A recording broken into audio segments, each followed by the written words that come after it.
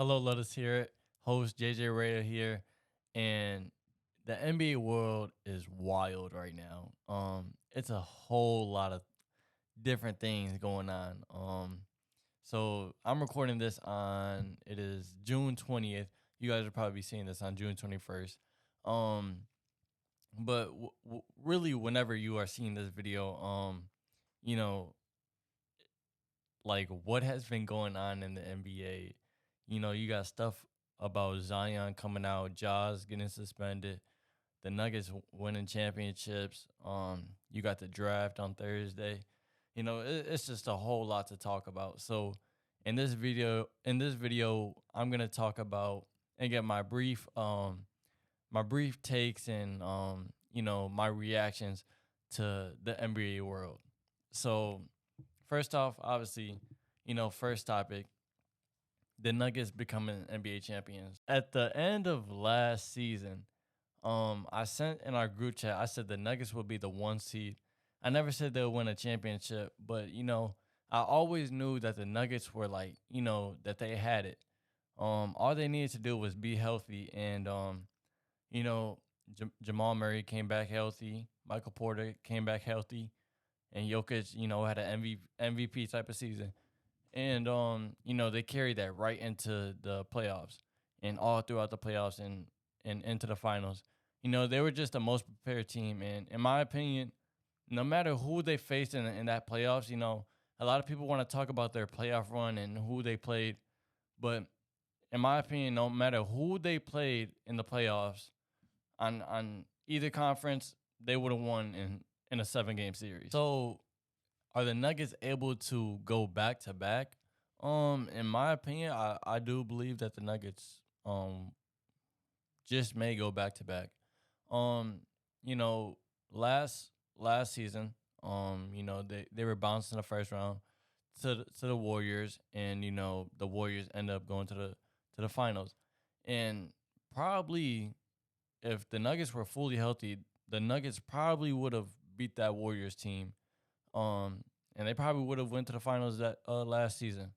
Even in the bubble, the Lakers um ended up beating the Nuggets, but now um you know AD's game winning shot that like really like changed the series. But I feel like the Nuggets are like really gonna become the team to beat in the West for a lot of years. They're Murray, Porter, Jokic, they're all in their mid 20s, late 20s, and like the way Mike Malone coaches, the way he goes about his business, I feel like the Nuggets team, they're starting to create a dynasty. And a lot of people might not like that because, they don't have those flashy players. But like if you watch the Denver Nuggets, like you're really gonna, enjoy watching them and fall in love with that team. Um and you know, if they do go on, if Jokic goes on and get multiple rings, I feel like Jokic might be able to become a top 5 player in NBA history. All right, now let's move on to one of the teams that the Denver Nuggets ended up beating in their playoff run, the Phoenix Suns. I have on a Devin Booker shirt right now. Um, I like Devin Booker, but it doesn't make me a Suns fan or anything. But the Suns went out and got Bradley Beal. They sent off Landry Shamet and Chris Paul, and they got Bradley Beal in return. Now, the big three is now Devin Booker, Kevin Durant, and Bradley Beal.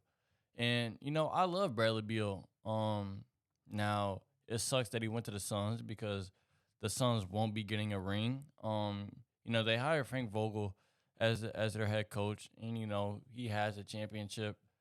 But I feel like I don't know. I don't really see him leading this team to the NBA Finals. He had those dominant teams in Indiana, Hibbert, Paul George, Danny Granger, George Hill. Those dominant teams, and you know, from what I could remember, those teams lacked depth, and Actually, I don't even want to say that because I don't know for sure. But I just don't know how Frank Vogel is going to be able to work around, you know, the Suns having no depth because when you have a starting lineup, you have a fantastic starting lineup, but you know injuries are a part of the game, and I'm not wishing that on any of those players, but injuries happen, and you know if one of those guys goes down,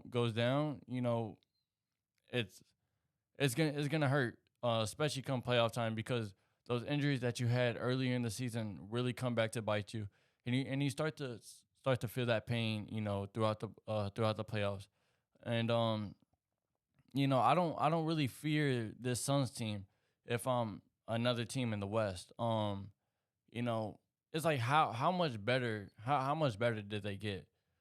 Just adding an elite scorer. Now we've seen that these super teams don't work out because in my opinion this Suns team is just like the Nets team.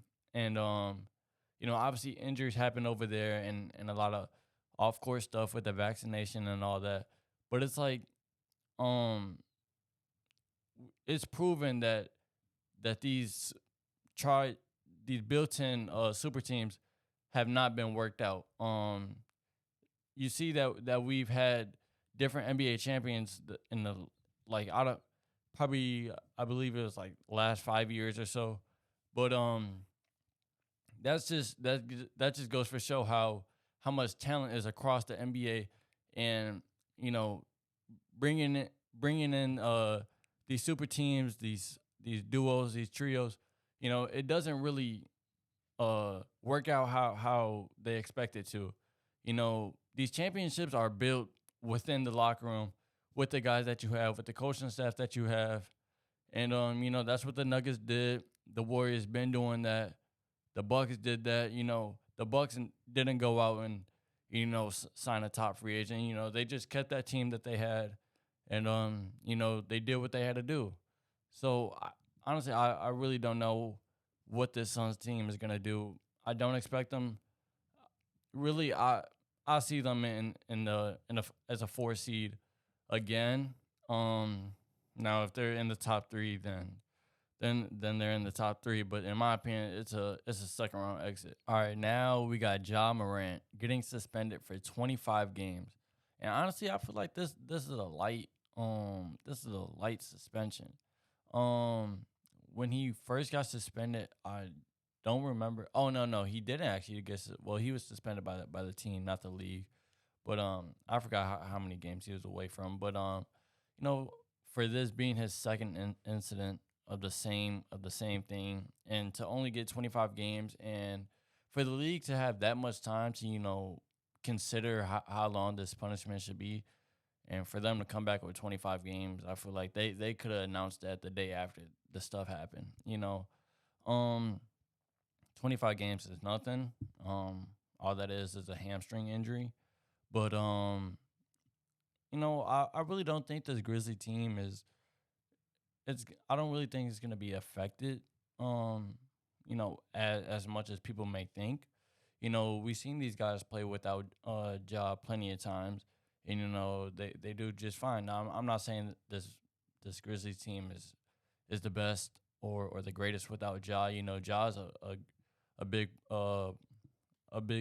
key in that team. But I'm just saying, like, I don't expect this team to be in that bottom 10, 11, 12 type seeds with him being away for 25 games. I could see this team sticking around, being in that 5-6 range, and once he comes back, they'll probably um it'll probably take some time for him to get in game shape and all this and all that. But I still see this Grizzly team as a playoff team, and you know, I really don't know what they're gonna do in the playoffs because we've seen them have these great regular seasons, but it just doesn't translate in the playoffs. So until they prove me wrong, they're gonna be a first round or second round exit depending on who they're playing.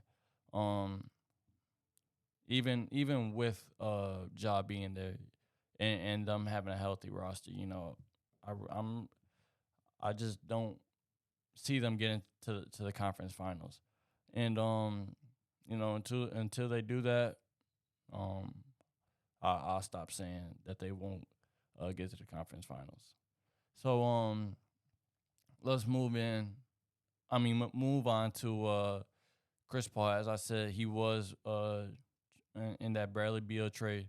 And he's been linked to the LA teams, Clippers or Lakers. And honestly, I for both teams, I feel like he would be a really good fit. You know, in the Clippers lineup, you have Paul George and Kawhi, but really all the time it's always either Paul George or Kawhi bringing the ball up. Now you do have Westbrook there, but who knows if they'll bring him back? Now, if they bring him back, there's no reason for them to get Chris Paul. If they do that, I feel like they're just trying to, just add another player. But when Westbrook was there, Westbrook actually may do better than what Chris Paul would do if he was on the Clippers. But especially from a scoring standpoint. But I feel like if Chris Paul is their starting point guard, he doesn't have to have those. He doesn't have to score 15 points on the Clippers. On the Suns, sometimes he'll have, those games when he only had 8, 10 points, and it just wouldn't work out for the Suns. But I feel like if he goes to the Clippers and does that, I feel like the Clippers would just be fine, will be just fine with him having 10, 8 points because Kawhi and Paul George are just so scoring dominant, and then you also have Norman Powell off the bench. It's other guys that are able to score the ball. In Phoenix, it was really only Devin Booker doing the scoring, and sometimes Aiden, but he wasn't so consistent. So you really had to ask Paul. Chris Paul to give you 15. Excuse me, to give you 15 points. But like I said, if he's on the Clippers, they won't be asking him to score 15. It would just be his regular assists and the steals and all that. Just being the leading point guard that they need. Now, if he goes to the Lakers, I feel like it's the same thing. LeBron's pretty much 40, so that age really showed in the playoffs. You know, Now Chris Paul's old as hell too, but but if it just takes the load off of LeBron, and you know when you have a point guard, a consistent point guard who is actually able to play point guard, it makes the game easier for everyone that is on the court. It makes things easier for LeBron because he doesn't have to, go out there and try to do everything. He doesn't have to be the point guard. Um, he could just be, that low post scorer and get buckets when he needs to. And for Anthony Davis, Chris Paul and him, they'll just be pick and roll demons. We seen Chris Paul turn Aiden into a nice effective center, but just imagine the things that Chris Paul would be able to do with Anthony Davis and vice versa. Um Now, does Chris Paul get the Lakers, to the finals? Um Honestly, if that team is healthy, I'm not gonna lie, they actually might, get to the finals. Um Now, does Chris Paul get to the Clippers to the finals? If they're healthy, yes. You guys know that the Clippers are my favorite team out the West. Clippers are my favorite team out the West. But it's just the injuries, and if they don't have injuries, I feel like the Clippers could be in the finals pretty much every single year. And that just goes to saying how deep that team is. But let's move on to Zion Williamson. Man, oh man. This is where stuff gets wild. So we all know how, Zion is, having injuries and stuff. But not only is he having injuries, but it's off the court drama and relationships. So Mariah Mills um goes on a rant on Twitter, saying how because Zion ended up, it was a video of him, having a baby, with I think it's his, I would assume it's his girlfriend now, but Mariah Mills has said that um Zion and her, you know, had a thing, and um they would have sex and all that, what regular, couples would do. But not only that, but they said Mariah said that there's sex tapes and that Zion even has them on his burner phone, which is wild that she knows that he has a burner phone. So it just goes to say like how much Zion trusted Mariah with this information.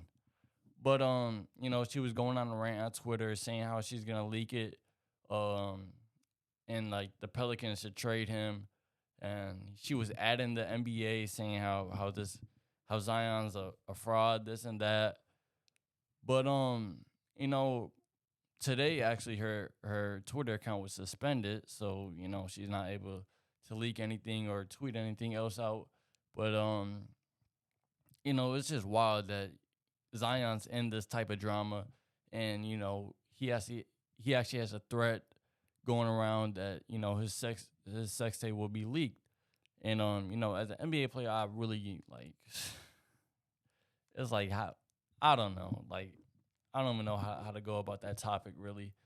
But you know, if it were to get leaked, like how much does that affect, you know, like, can I don't think he could be suspended for that or anything, you know, it's like I don't know. I guess it would just like, maybe maybe like ruin you know, his self confidence. Maybe you really don't know like what like these type of leaks can do to a person, especially for someone who's famous. You walk around and instead of for people asking for your autograph, they're talking about these leaks. So the thought is like even without these leaks going around, um, just because of Zion having injuries, like, do the Pelicans try to trade him? There's been a few rumors that the Pelicans are interested in moving up to the top three and are willing to put Zion in that package, but it's like, why not? Do they try to run it back with Zion? Because when Zion was on the court, Zion was dominant. The Pelicans were at first place at one point. And at one point I even said that, the Pelicans could go to the finals. But obviously, Zion got hurt and, the team fell all the way down to the 10th seed and ended up playing in the play-in. So like, you don't want to forget how great Zion is, because we know how great of a player Zion is, but it's just a matter of, can he stay healthy? Can he stay on the court? Obviously for a franchise, you know, you want to take that risk, that he is gonna stay on the court, he is gonna stay healthy. But it's like, when, like, since you drafted him, you've gone through this string of him not playing in games and missing half the season and not being there for his team come playoff time. So I see why teams, why the Pelicans will want to trade him, but it's like, with him being so injury prone, how how much of a risk are other teams willing to take, to accept that trade offer with Zion in the package? Now, away from Zion, let's go to Dame, who is also another player, um, who is in a bunch of trade talks. And he actually came out and said that he wants the Blazers to trade the third pick or he wants out if they don't trade the third pick. You know, he wants to play with a veteran talent who's been dominant in the league. You know, he doesn't want another young star. He wants, like I said, the vet that has been dominant, and you know, another person that he can lean on to make the playoff run and finals run that he wants to make. Now, if they don't trade the pick, I don't think they're gonna trade it. You know, um, honestly, he may just be traded tomorrow. It's been Brooklyn or Miami, the two teams that you know are the top contenders to land in, and I feel like because Miami's more than likely gonna have to give up Tyler Hero in that deal, and if they get Dame, you know, it would be great for Miami, but losing a scorer like Hero, I don't know if I would want to make that deal. I would try to just I say just run it back. So it's like how bad of a risk do not I wouldn't say risk, but how bad do the Heat want Dame? Um, if they feel like Dame gets them back to the finals and is able to help them win it, then I feel like they'll go all in and try to get Dame. Now for the Nets, if Dame goes to the Nets, that team's not getting to the finals. That team is not getting to the finals. I don't want to talk about that. Now if he goes to the Nets and you know they go to the finals, hey, y'all could come back to the video and say I was wrong. Um, but I'm not gonna do it myself. But yeah, that team is just not getting to the finals.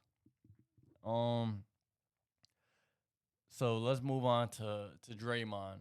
He declined his player option, so he could return back to the Warriors, but for the way it looks and sounds, I don't think he'll be a Warrior next season. So the teams that I have him being the best fit for are the Celtics, the Lakers, and the Clippers. Now, with Draymond being a free agent, I feel like he would choose the Lakers because you know the way he talks about LeBron. He pretty much idolizes LeBron. Not gonna lie, but it seems like he really wants to play with LeBron, and I won't be shocked if you know he'll still be in California. Um, so I won't be shocked if he's a Laker next year. Um, now Jalen Brown ended up getting uh his super max deal for 295 million. So just uh just a quick little take on this before this video ends. Same Celtics team, same result. That's gonna do it for this video. Thank you guys for tuning in. Let me know your thoughts on what has been going on in the NBA world. Um, please make sure to like, comment, and subscribe, and please share the channel out as much as you guys can to anyone who you think may be interested.